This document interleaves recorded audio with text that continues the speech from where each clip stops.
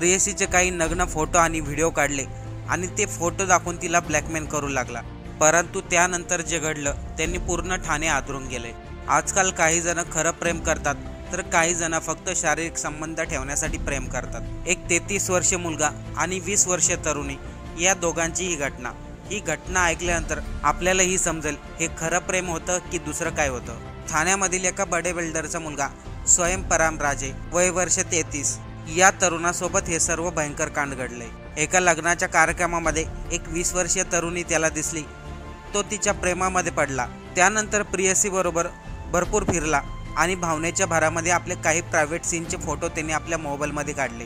ते फोटोही दोघांनी एकमेकांच्या मोबाईलमध्ये जपून ठेवले आणि हेच फोटो या घटनेचे कारण ठरले। स्वयं परांपजे वय वर्ष 33 असे या तरुण मुलाचं नाव। हा ठाण्यामधील एका बिल्डरचा मुलगा आहे। ठाण्यामधील अष्टविनायक चौकामध्ये यांचं घर आहे। वडील ठाण्यामध्ये मोठे बिल्डर असल्यामुळे 33 वर्षीय स्वयं हा देखील वडिलांबरोबर बिल्डरच्या लाईनमध्ये घुसला। तो एका लग्नासाठी गेला होता आणि त्या लग्नामध्ये त्याची ओळख एक 20 वर्षीय मुलीसोबत होते। त्या लग्नामध्येच दोघे एकमेकांची नंबर घेतात, चांगली ओळखही होते आणि हे दोघेही एकमेकाच्या प्रेमात पडतात।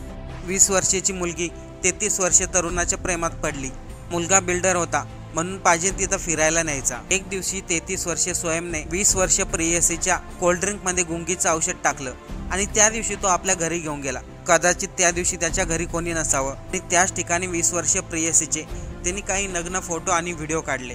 त्याच्यानंतर यांचं प्रकरण बरेच दिवस असं चालूच राहिलं। परंतु काही काळानंतर दोघांमध्ये वाद झाले। त्यानंतर स्वयं आणि प्रेयसीचं बोलणं बंद झालं।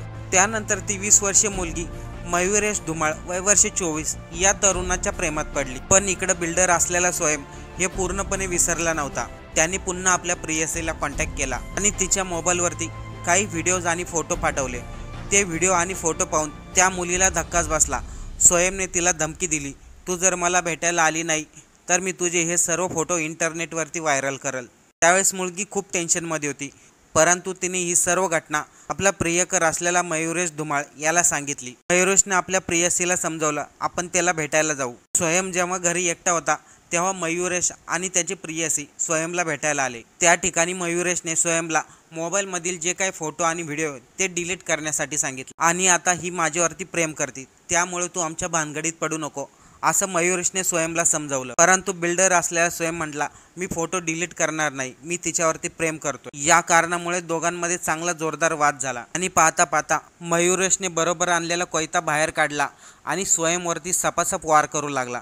जवळजवळ 50 वार स्वयंवरती केले असन आणि हे सर्व घाव त्याला वर्मी लागले होते। त्यामुळे तो काही सेकंदातच रक्ताच्या थारोळ्यात कोसळला आणि त्याचा जागीच जीव गेला। या घटनेची माहिती स्वतः मयुरेश आणि तिच्या प्रेयसीने पोलिसांना दिली आणि त्यांच्याच घराच्या बाहेर पोलिसांची वाट बघत बसले। मयुरेश धुमाळ आणि तिच्या प्रेयसीने जे काय घडलं ते सर्व त्यांनी पोलिसांना सांगितलं आणि त्यांनी स्वतःहून पोलिसांमध्ये स्वतःला स्वाधीन केले। परंतु जिच्याबरोबर प्रेम केलं तिचेच फोटो काढले आणि तिलाच धमकी देत होता। या घटनेचा असा भयंकर परिणाम होईल याचा कोणी विचारही केला नव्हता।